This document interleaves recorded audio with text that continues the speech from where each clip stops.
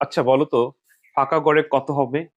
আজকে আমি কোনো অপশন লিখে দিইনি, কারণ আমি যখন অপশন লিখে দিই তখন তোমরা একটা অপশন তুলে কমেন্ট করে দাও। এই কারণে আমি আজকে অপশন দিব না। তোমরা আগে নিজেরা অঙ্কটি করে কমেন্টের মাধ্যমে জানাতে পারো যে এখানে সঠিক উত্তর কোনটি হবে, মানে এই ফাঁকা ঘরে কোন সংখ্যাটি বসবে। তো আমি এখনই উত্তর করে দিচ্ছি, আমার সাথে তোমরা মিলাতে পারো। এই ধরনের প্রশ্ন কিন্তু তোমাদের এমসিকিউ তে এসে থাকে আইসিটি পরীক্ষায়। তো সাধারণত তোমরা প্রাইমারি স্কুলে যখন পড়াশোনা করছো তখন কিন্তু এরকম প্রশ্ন দশমিক সংখ্যা পদ্ধতিতে আসতো। এটা কিন্তু দশমিকে না, এটা দেখেই তোমরা বুঝতে পারছো এটা হেক্সাডেসিমেলে আছে। তো দশমিকে যখন এই ধরনের প্রশ্ন আসতো তখন কেমন আসতো? আচ্ছা, আমি যদি এরকম একটা প্রশ্ন দিই, অবশ্যই এটা তুমি পারতে, যে ফাঁকা ঘর, এখানে 10, আহ এখানে 5। আর যদি বলি যে দুটি সংখ্যার পার্থক্য 5 হলে একটি সংখ্যা 10 হলে অপর সংখ্যাটি কত, তাহলে বলো তো এখানে কত হবে? আচ্ছা, এটা কিন্তু বুঝে ফেলছো ঠাস করে, কারণ এটা তো দশমিকে দেওয়া আছে। আর এটা আছে হেক্সাডেসিমেল, এটা আবার অনেকে বুঝতে পারে না। ওকে, তো বলছিলাম যে এই উত্তরটি তোমরা আমাকে কমেন্টের মাধ্যমে জানাও। অনেকে হয়তো বা জানাইছো, আমি পরবর্তীতে তোমাদের কমেন্ট গুলো দেখে রিপ্লাই দিব। আমি এখন উত্তর করে দিচ্ছি, আমার সাথে তোমরা মেলানোর চেষ্টা করো। আর এছাড়া তোমরা কিন্তু চাইলে আমার কাছে ঘরে বসে অনলাইন আইসিটি পড়তে পারো। ইনশাল্লাহ আইসিটি তে সর্বোচ্চ নাম্বার আসবে। তোমার বাইরে কারো সাহায্য না নিলেও হবে।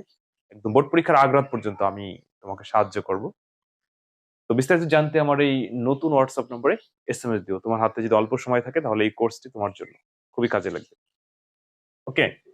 তো যখন এরকম দুটি সংখ্যার পার্থক্য দেওয়া থাকবে, সেখানে একটা সংখ্যা দেওয়া থাকবে, মানে দ্বিতীয় সংখ্যাটি দেওয়া থাকবে, তাহলে প্রথম সংখ্যাটি বের করার নিয়ম হচ্ছে এই দ্বিতীয় সংখ্যার পার্থক্য মানে ফলাফল, এই দুইটা যোগ দিলে আমরা প্রথম সংখ্যা পেয়ে যাব। যেমন এইখানে কত হবে, এটা কিন্তু তুমি ক্যাচ করতে পারছো। কত? এখানে যদি আমি 15 বসাই তাহলে কিন্তু অঙ্কটা সঠিক মিলে যায়, কারণ 15 থেকে 10 বিয়োগ করলে বাদ দিলে 5 হয়। এখন প্রশ্ন হচ্ছে এই 15 কোথায় পাবো? এই দ্বিতীয় সংখ্যা আর দুটি সংখ্যার পার্থক্য যোগ দিলে আমরা এখানে 15 পাবো। তো 10 আর 5 যোগ দিলে এখানে অ্যান্সারটি পেয়ে যাবো। তো একই নিয়ম। তো এটা হেক্সাডেসিমেল আছে, এটা হেক্সাডেসিমেলে হবে। তো হেক্সাডেসিমেলে আমরা যোগ করব 2f এর সাথে a যোগ দিব। কার নিয়মে? হেক্সাডেসিমেলের নিয়মে, অর্থাৎ বেস 16 উপর ভিত্তি করে। তো এফ মানে 15, যারা মোটামুটি অঙ্ক করছো বা বেসিক জানো তারা জানো। আর এ মানে হচ্ছে 10। তো 15 আর 10 হচ্ছে 25। এখন প্রশ্ন হচ্ছে 25 কি 5 বসবে? না, 25 থেকে বেস 16 অর্থাৎ 9 বাদ দিলে, মানে বেস 16 বাদ দিলে হয় 9। 25 থেকে 16 বাদ দিলে 9। বেস একবার বাদ হওয়ার ফলে হাতের এক